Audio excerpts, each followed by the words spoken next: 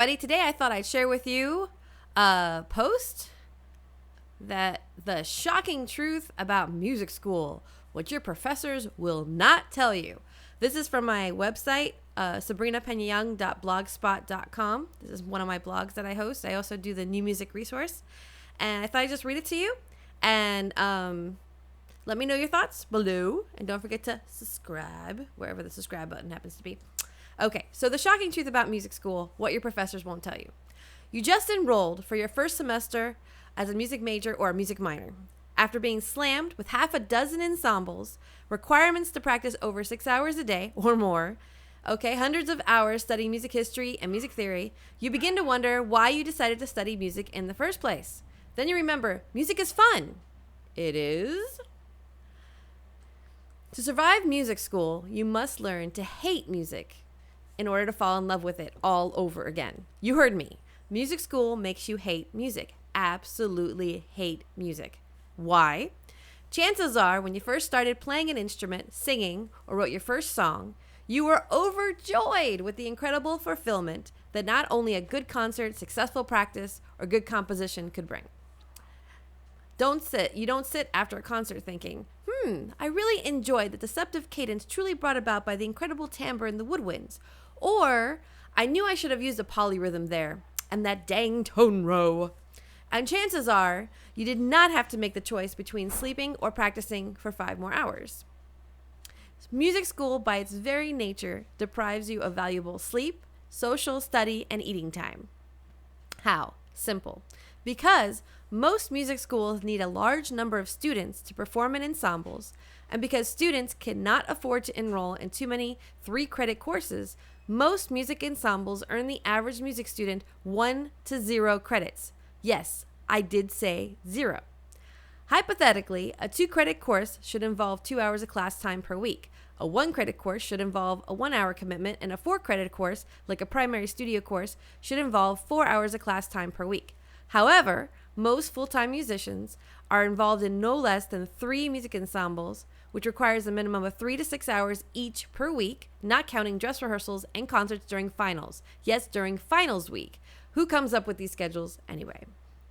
I remember one undergraduate semester, I was involved in percussion ensemble, wind ensemble, symphonic band, and marimba ensemble for a grand total of 13 hours of rehearsal a week for 4 credits worth.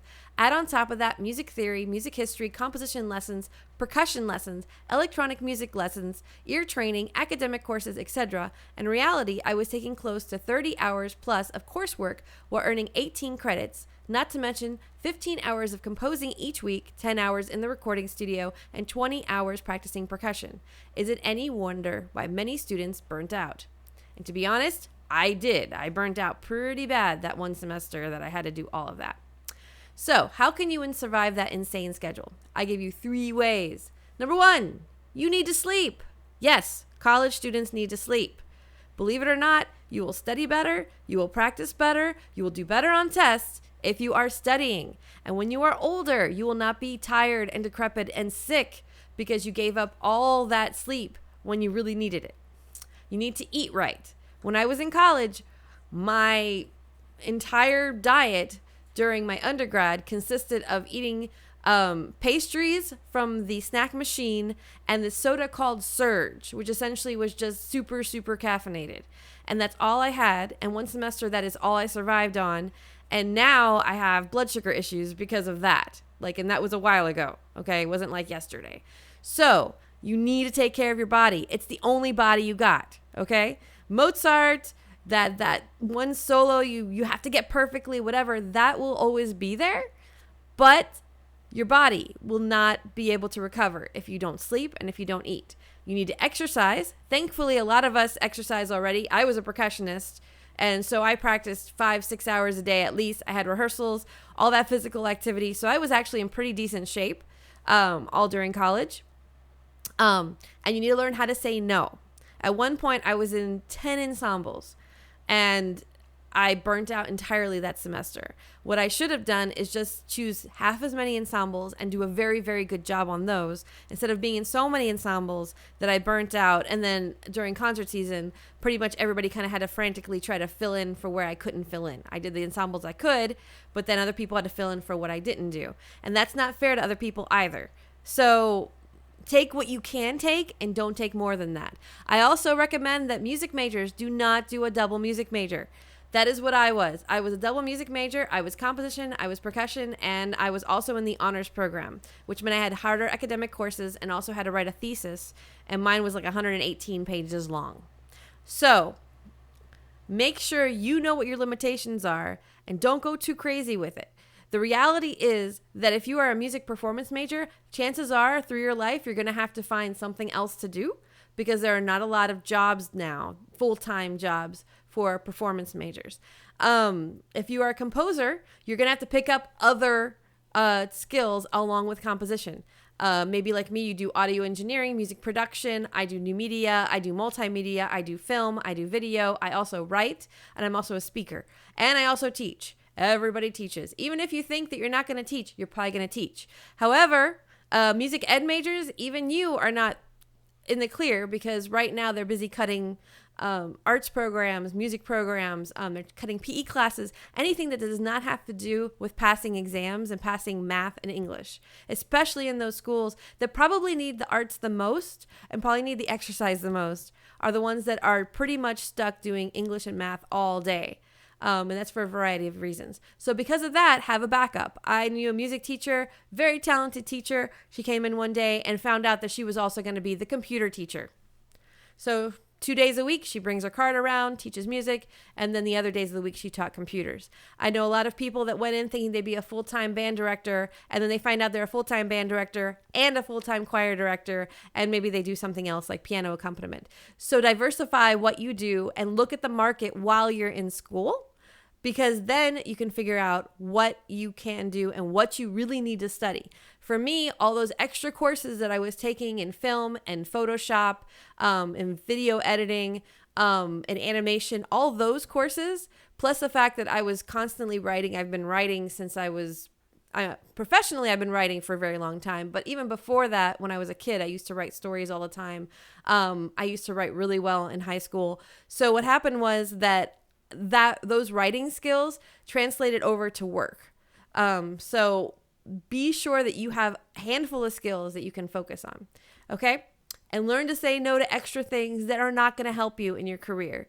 Yes, it might be nice that, you sing for your choir, community choir for free, or maybe you have a buddy that's like, hey, can you write me a whole entire symphony? Well, unless he has an orchestra at his disposal, it kind of doesn't make sense. So make sure you spend time doing things that will help your career, that aren't stretching you. Make a priority list. If you learn how to do these 3 things, which is sleeping, taking care of yourself, and learning to say no, during music school, you will not only survive, but you'll thrive as a music student and an individual. If you want to see the link for this and share this blog, I'll put the link below. It's right there. Anyway, like I was saying, just take care of yourself, learn to say no, don't overdo it, and survive. You will eventually love music school again. You will love being a musician again. There's a reason you went into it. However, music school has a tendency to weed out those that are like, well, I can sing, la, la, la. And then they go into school and they realize, oh my goodness, I'm not at that professional level. And I had one professor that told me, he says, somewhere somebody is practicing, which means that if you are out, partying, or you're like, oh, I only need to practice an hour a week, or, you decide not to study your music theory or any of those things, you decide not to read music, then you'll find that when you get into the job market, there'll be people there that spent those hours studying and spent those hours practicing and spent those hours on music theory and oral theory and learning all those nitty-gritty things that you thought were totally unnecessary. And they'll be the ones that get the jobs, especially the performance jobs. They'll be the ones that'll be chosen over you in education jobs.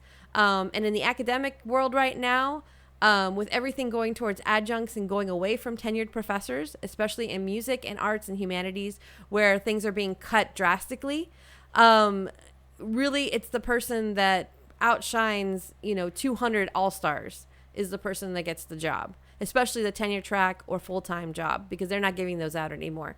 Most people I know are juggling 2, 3, 4 adjunct positions, sometimes traveling 3-hour radiuses.